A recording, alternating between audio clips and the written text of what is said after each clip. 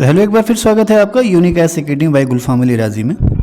आने वाले सभी कम्पिटिटिव एग्जाम्स के लिए हम लोग करंट अफेयर्स की वीडियो बना रहे हैं और अपलोड कर रहे हैं। उम्मीद है आपको इन वीडियो से बहुत फ़ायदा मिलेगा। तो शुरू करते हैं। इसका हमारी सीरीज़ का ये दूसरा पार्ट है। प्रधानमंत्री जन आरोग्य योजना, जिसे PMJ कहते हैं, पुराना नाम था इसका। इसकी शुरुआत जो हुई थी वो आयुष्मान भारत के नाम से हुई थी।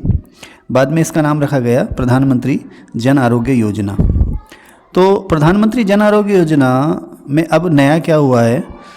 पहली बात तो ये कि 2017 में ये शुरू हुई थी और इस सभी लोग जानते हैं, लगभग सभी लोग जानते हैं कि इसमें आपको 5 लाख तक का फ्री इलाज मिलेगा एक साल में। एक साल में 5 लाख तक का आपको फ्री इलाज मिलेगा। लेकिन क्या है कि 5 लाख जो हैं वो पूरे परिवार के लिए।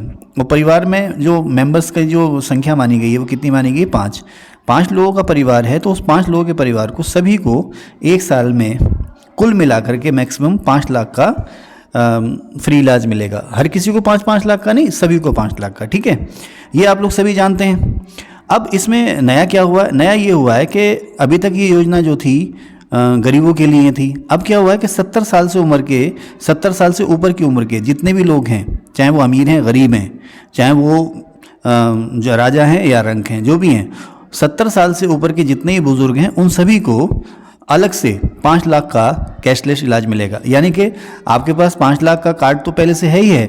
इसके अलावा आपके घर में अगर कोई 5 लाख 70 साल से उम्र का कोई बुजुर्ग है तो उसके लिए 5 लाख से अलग 5 लाख का उसके लिए अलग से फ्री इलाज आपको मिलेगा। तो कुल मिलाकर अब क्या हो गया? आपको 10 लाख रुपए तक का फ्री इलाज मिलेगा, बशर्ते आपके परिवार में कोई 70 साल से ज़्यादा उम्र का कोई बुजुर्ग है। तो इसमें ये चेंज हुआ है।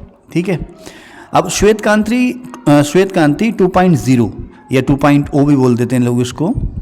श्वेत क्रांति 2.0 या 2.2 19 सितंबर से ये शुरू हुई है और ये दुग्ध व सहकारिता विकास मंत्रालय की योजना है। अमित शाह जी ने इसको लॉन्च किया था। अब श्वेत क्रांति 2.0 से आप लोग समझ ही गए होंगे कि ये दूध और उससे संबंधित जो भी कारोबार है उसको बढ़ावा देने के लिए हैं। इसके 4 पिलर तय किए गए, यानी कि 4 सेक्टर में हमने इसमें ध्यान देना है।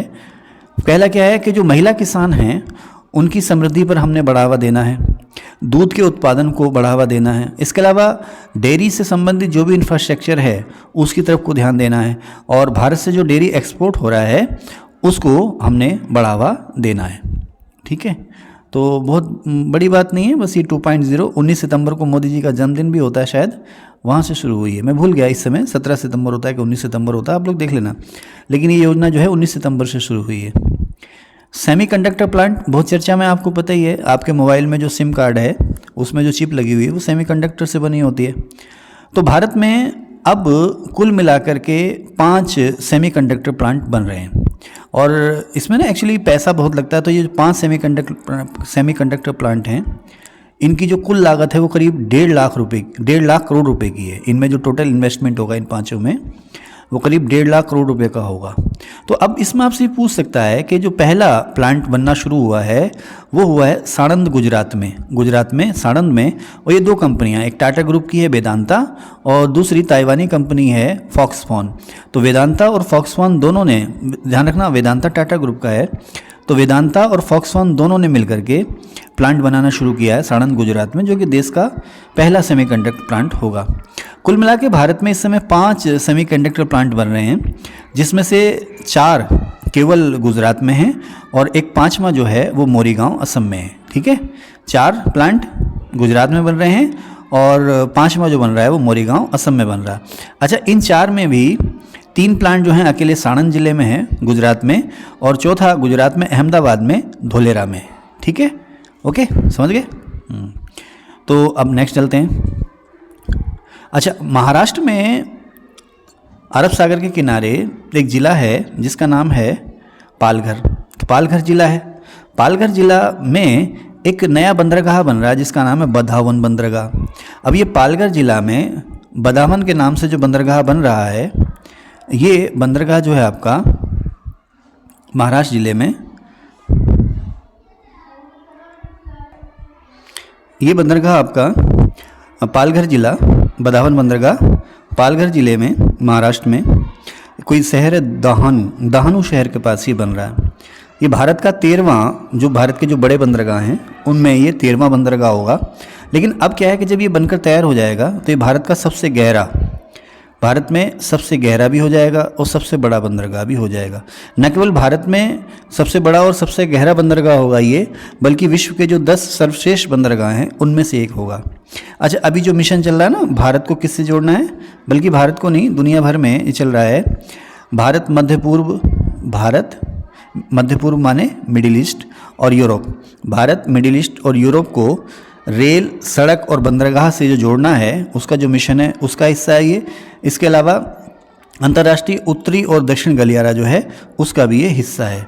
तो Bharat, middle east, Europe economic corridor और अंतर्राष्ट्रीय उत्तरी दक्षिण गलियारा जो है उन दोनों का ही ये हिस्सा है, यानी कि उसी के हिस्से के रूप में ये बन रहा है। तो इंटरनेशनल जो शिपिंग है उसको भी ये बेहतर कनेक्टिविटी देगा। भारत का ये सबसे अत्याधुनिक बंदरगाह होगा और विश्व के 10 सर्वश्रेष्ठ बंदरगाहों में से एक होगा ये बंदरगाह। ठीक है, चलिए आगे चलते हैं। अब लोक लेखा समिति के नए अध्यक्ष बने हैं केसी वेणुगोपाल, जो कि कांग्रेस के हैं, और अनुमान या प्राक्कलन समिति के नए अध्यक्ष बने हैं संजय जायसवाल, भारतीय जनता पार्टी के हैं, ये बिहार से आते हैं। अच्छा, वेटलैंड एरिया आप लोग जानते ही हो, भारत में जो अब तक का मतलब अगस्त 2025 2024 अगस्त 2024 का ये डाटा है। तो अगस्त 2024 तक भारत में कुल 85 वेटलैंड एरिया अब तक घोषित हो चुके हैं। और जो अगस्त 2024 में जो नए वेटलैंड एरिया घोषित हुए वो 3 थे। एक नांजारायण पक्षी अभ्यारण्य तमिलनाडु में, दूसरा काजुवेली पक्षी अभ्यारण्य तमिलनाडु में ही, और तीसरा तवा जलाशय मध्य प्रदेश में। ठीक है, तो इनको मिला करके कुल 85 वेटलैंड एरिया हो गए। और इन 3 से पहले 1-1.5 महीना पहले इन 3 से पहले 2 और साइट थी जो वेटलैंड एरिया घोषित हुई थी, एक नागी जलाशय और दूसरा नागटी जलाशय, दोनों ही ये बिहार में। ठीक है, अगस्त 2024, हालांकि ये मैंने गलत लिख दिया, अगस्त 2024 नहीं, वर्ष 2024 में, ध्यान रखना आप, वर्ष 2024 में भारत में नए वेटलैंड एरिया जो घोषित हुए वो 10 हुए। अच्छा, भारत में जो वेटलैंड एरिया है उसमें सबसे ज़्यादा 18 तमिलनाडु में हैं और दूसरे नंबर पर 10 यूपी का नंबर आता है।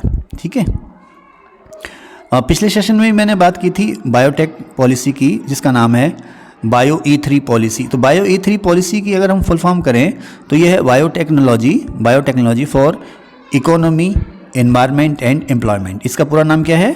Biotechnology for economy, environment and employment. ये पूछ सकता है कि इसमें जो 3 ई हैं उसका मतलब क्या है? इकोनॉमी, एनवायरनमेंट और एम्प्लॉयमेंट। 24 अगस्त को केंद्रीय मंत्रिमंडल ने इसको मंजूरी दी है और कहा जा रहा है कि भारत की जो net zero carbon economy policy है, भारत की जो सर्कुलर बायो पॉलिसी है या सर्कुलर बायो इकोनॉमी पॉलिसी है, और भारत की जो पॉलिसी है लाइफ स्टाइल फॉर एनवायरनमेंट, ठीक है ना, उससे इन तीनों को इस पॉलिसी से गति मिलेगी। तो इस सेशन में इतना ही, मिलते हैं आपसे नेक्स्ट सेशन में। अगर आपको अच्छा लग रहा है तो प्लीज़ हमारे चैनल को सब्सक्राइब भी कीजिए, लाइक भी कीजिए, शेयर भी।